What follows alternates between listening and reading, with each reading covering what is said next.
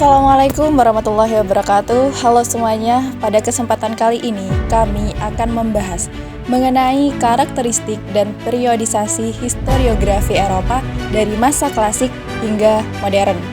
Historiografi secara sederhana adalah cara manusia menulis dan memahami sejarah.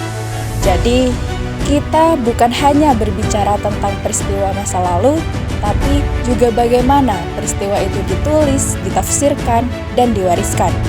Di Eropa, perkembangan historiografi sangat panjang, mulai dari zaman klasik hingga era modern. Setiap masa punya corak yang berbeda, dipengaruhi oleh kondisi sosial, politik, agama, maupun pemikiran intelektual pada zamannya. Memahami periodisasi sangatlah penting, jadi mari kita bahas satu persatu. Di Eropa, penulisan sejarah sudah ada sejak zaman Yunani kuno. Banyak tokoh penting seperti Herodotus yang dikenal dengan gaya bercerita yang penuh detail tentang kebudayaan. Lalu, Thucydides yang lebih menekankan analisis sebab akibat politik dengan cara yang lebih objektif. Kemudian diteruskan oleh bangsa Romawi seperti Livy dan Tacitus yang menggunakan sejarah untuk tujuan moral maupun politik. Ruang lingkup historiografi Eropa sangat luas karena setiap periode membawa cara pandang yang berbeda. Pada abad pertengahan, penulisan sejarah dipengaruhi oleh agama Kristen dan banyak ditulis oleh biarawan. Saat Renaissance, fokus bergeser ke manusia, politik, dan kebudayaan dengan semangat humanisme. Memasuki zaman modern, penulisan sejarah menjadi lebih ilmiah, menggunakan dokumen dan arsip resmi sebagai sumber utama. Dengan kata lain, ruang lingkup historiografi Eropa mencakup perjalanan panjang dari penulisan sejarah yang masih bercampur dengan mitos menjadi religius, lalu humanis, dan akhirnya berkembang menjadi disiplin ilmu yang ilmiah dan kritis. Setelah itu, kita masuk ke karakteristik dan periodisasinya. Masa yang pertama adalah masa klasik, yaitu zaman Yunani dan Romawi kuno.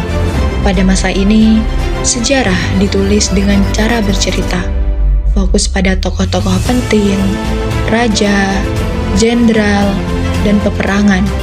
Ciri khasnya, penulisan sejarah masih bercampur dengan mitos atau legenda, tapi tujuan utamanya adalah memberi pelajaran moral.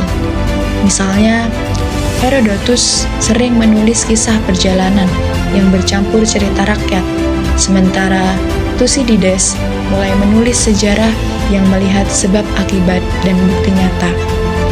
Gaya tulisannya juga indah dan penuh retorika. Jadi, masa klasik ini bisa disebut sebagai awal mula penulisan sejarah yang lebih teratur, meski masih banyak campuran mitos. Masa berikutnya adalah masa pertengahan atau abad pertengahan.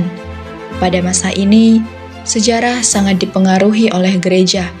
Penulis sejarah biasanya para biarawan, dan bahasa yang digunakan adalah Latin. Sejarah dilihat sebagai bagian dari rencana Tuhan, sehingga banyak tulisan berupa catatan gereja, kisah orang suci, dan kronik biara. Ciri khasnya, penulisan sejarah lebih berfungsi untuk memperkuat iman dan ajaran Kristen. Hampir tidak ada kritik terhadap sumber, karena ukuran kebenarannya adalah sesuai tidaknya dengan ajaran agama. Jadi, historiografi masa pertengahan bisa disebut theosentris, yaitu semua berpusat pada Tuhan.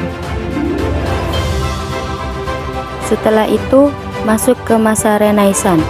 Sekitar abad ke-14 sampai ke-16, pada masa ini sejarah mulai dipengaruhi oleh paham humanisme. Fokusnya tidak lagi hanya pada hal-hal agama, tapi juga pada manusia, budaya, dan politik.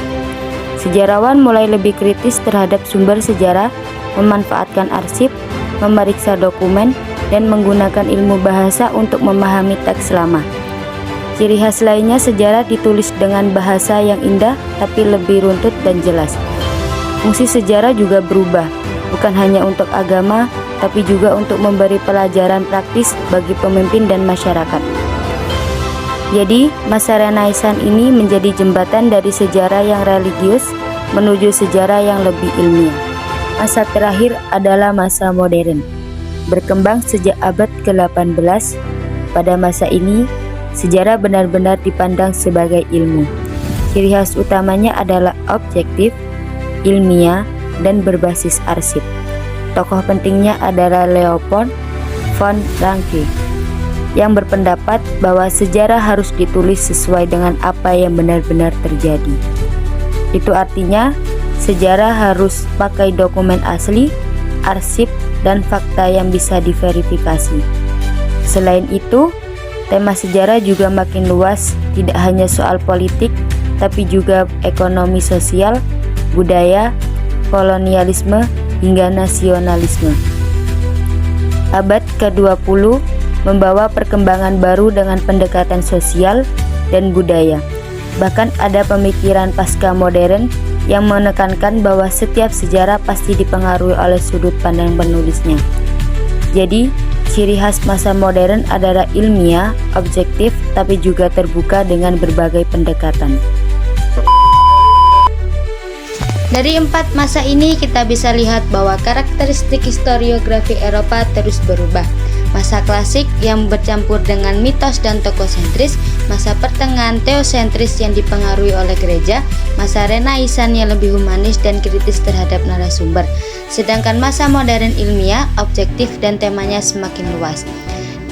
Perubahan ini menunjukkan bahwa penulisan sejarah di Eropa berkembang seiring perubahan zaman. Dari yang bercorak mitos dan agama berubah menjadi rasional dan ilmiah.